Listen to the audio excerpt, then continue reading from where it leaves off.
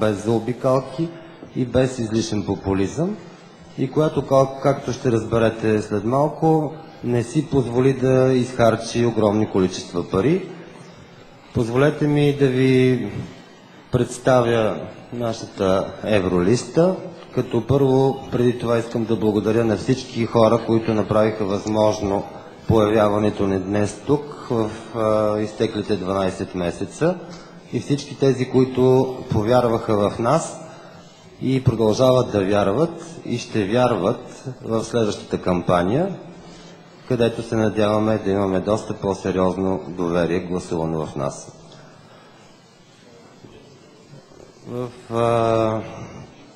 Нашата евролиста се води от господин Андрей Ковачев, който е вляво от мен. Втора е Даниела Божинова, която е до Андрей Ковачев. Наталия Димитрова е вдясно от мен. Деница Петрова в момента е във Варна. Господин Васил Кадринов е в Пловдив, не успя да пристигне толкова бързо. Следващия е Богомил Шопов, известен блогър и роден в Шумен и работещ и живеещ в Велико Търново. Геннадий Кондарев е една от надеждите, може би, на международната политика. Господин Петко Цветков е доказвал своите възможности в защитата на природата и продължава да го прави. И освен тях, при нас е и един от обещаващите писатели на България, Ясен Атанасов, който само преди 10 дни си представи поредната книга. Останалите не сме кандидати. Аз се казвам Христо Генев и съм председател на предизборния щаб. И тук има две мои колежки от предизборния щаб, госпожа Юлия Йорданова, която е нашия ковчежник и се занимава с нашите финанси. Към нея може да се обърнете с конкретни въпроси, какви средства сме имали и какви сме похарчили. И Златина, която е основният защитник на правата на майките и може би сте виждали по протестите и едно от най-изявените във форума БГ Мама. Давам думата на господин Андрей Ковачев. Здравейте! Основно искам да благодаря на всички онези, които помогнаха зелените да започнем. Това е нашето начало. Онези 7000 души, които се подписаха, за да можем да регистрираме нашата партия преди една година, когато се учредихме. Онези хора, които помогнаха да участваме на изборите, събраха пари, свои лични пари, дариха ги на зелените. Онези хора, които се подписваха под нашите кампании, които до сега проведохме за Ираклий, и в момента се провеждаме за Перелик, за Странджа и за Витоша. Нашите граждански кампании, с които започнахме и които водихме и вече водиме от години в Европейския парламент. Искам да благодаря на тези, които днес гласуваха за нас. Това е нашето начало.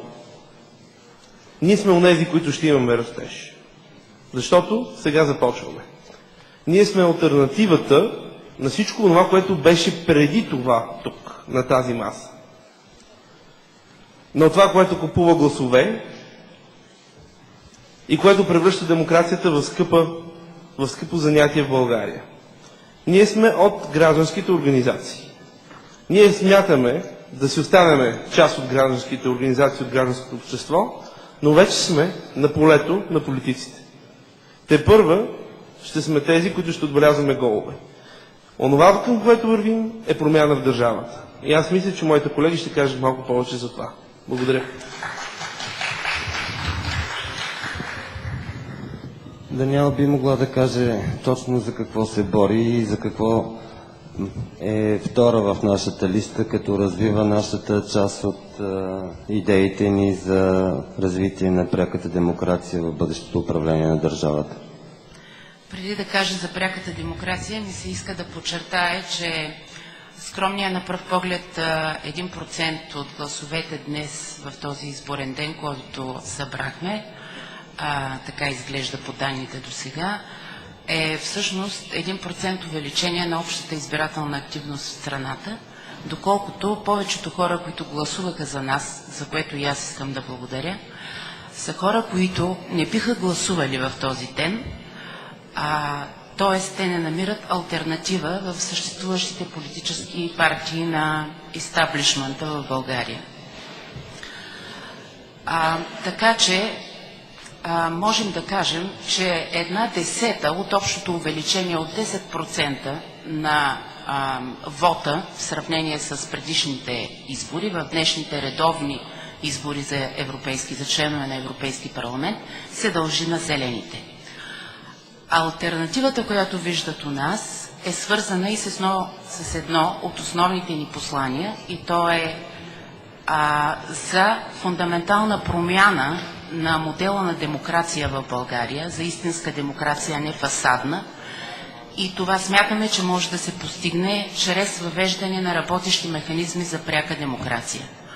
Механизми, чрез които ние може да имаме гражданска законодателна инициатива, реални референдуми, в които нашия вод има незабавна и пряка правна сила, референдуми, които не са ограничени от огромни подписки или тоталитарни изисквания за кворум участие и които не обезсилват вота на 52 000 души в Бургас, гласуващи срещу един икономически безсмислен и екологично опасен проект като Бургас Александруполис.